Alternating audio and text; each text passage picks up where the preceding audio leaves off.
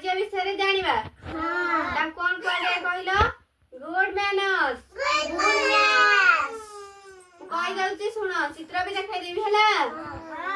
ଆମେ ଭାଇ ଭଉଣୀ ସାଙ୍ଗ ହେଇ ରହିବା। ଗୋଟେ ଗୀତ ଅଛି ଯେ ଟୁଆଁ ଟୁଇଁ ଭାଇ ଭଉଣୀ, ଜାଣିଛ ନା? ହଁ, ସେମିତି ସାଙ୍ଗ ହେଇ ରହିବା। ଆଉ କଣ କହିଲ? ଜେଜେବାପା ଜେଜେମାଙ୍କୁ ସାହାଯ୍ୟ କରିବା। ତାପରେ କୌଣସି କାର୍ଯ୍ୟ କରିବା ପାଇଁ ଗଲେ ଆମେ ଧାଡି ହେଇକି ଶୃଙ୍ଖଳ ଭାବରେ କରିବା। ଆଉ କଣ କରିବା କହିଲ?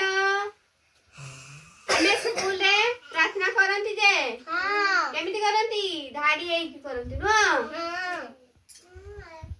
ଆଉ କଣ? ଖେଳିଲା ବେଳକୁ ଝଗଡା କରିବା ନାଇଁ, ଝଗଡା କରିବାନି ହେଲା।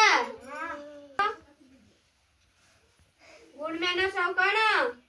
ଆମେ ବେଞ୍ଚ ଡେସ୍କ ଉଠିକି ଡେଇଁବା ନୁହଁ। ଡେଇଁଲେ କଣ ହବ? ଗୋଡ ଭାଙ୍ଗିଯିବ। ତମାନେ ଛୋଟ ପିଲା ଡେଇଁବନି ହେଲା। ତଳେ ଡେଇଁବ, ବାଲିରେ ଡେଇଁବ। ବାଲିରେ ଡେଇଁଲେ କିଛି ହବନି ହେଲା। ଆଚ୍ଛା ହଉ।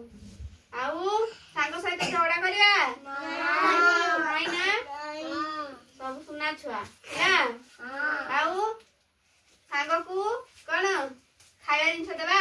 ଖାଇବା ଦେଲେ ବାଣ୍ଟିକି ଖାଇବା ନୁହଁ? ଭାଇ ଭଉଣୀ ମାନଙ୍କ ସହିତ ବାଣ୍ଟିକି ଖାଇବା ହେଲା। ଆଉ କଣ? ଅସହାୟ ବ୍ୟକ୍ତିଙ୍କୁ ସାହାଯ୍ୟ କରିବା। ମୁଁ ଏଠି ଚିତ୍ର ଦେଖାଉଛି, କହିବ କଣ? ଏଇଟା କୋଉ ଚିତ୍ର କହିଲ? ଭାଇ ଭଉଣୀ ସାଙ୍ଗ ହେଇକି ଅଛନ୍ତି ନା? ଏଇଟା କଣ? ଭଲ କାର୍ଯ୍ୟ। ଏଇଠି ଜଣେ ବୃଦ୍ଧ ଲୋକଙ୍କୁ ସାହାଯ୍ୟ କରୁଛନ୍ତି। କଣ? ଭଲ ଭଲ କାର୍ଯ୍ୟ। ପ୍ରାର୍ଥନା କରୁଛନ୍ତି ସାବଧାନରେ ନୁହଁ? ଏଇଟା କଣ? ଭଲ କାର୍ଯ୍ୟ। ଏଇଠି ସାଙ୍ଗକୁ କଣ କରାଯାଉଛି? ଏଠି ସାଙ୍ଗ ସହିତ ଭାଗ ବଣ୍ଟା କରିକି ଖାଉଛନ୍ତି। କଣ? ଭଲ କାର୍ଯ୍ୟ ନା? ଆଉ କଣ? ବେଞ୍ଚ ଡେସ୍କ ଉଠୁଛି କିଏ? ଉଠୁନି। ଉଠିଲେ ପଡିଯିବ, ପଡିଲେ ଗୋଡ ଭାଙ୍ଗିଯିବ ହେଲା। ଉଠିବନି। ଏଇଟା ଭଲ କାର୍ଯ୍ୟ ହେଲା। ଆଉ ସ୍କୁଲରେ ଶାନ୍ତି ଶୃଙ୍ଖଳା ରଖିବ। ଏଇଟା ଭଲ କାର୍ଯ୍ୟ ହେଲା। ଖେଳିଲା ବେଳକୁ ସାଙ୍ଗ ସହିତ ଝଗଡା କରିବ କି? ଭଲ କାର୍ଯ୍ୟ।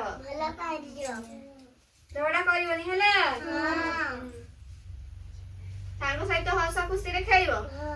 ଜାଣିଲ ନା ସମସ୍ତେ ଭଲ କାର୍ଯ୍ୟ ବିଷୟରେ?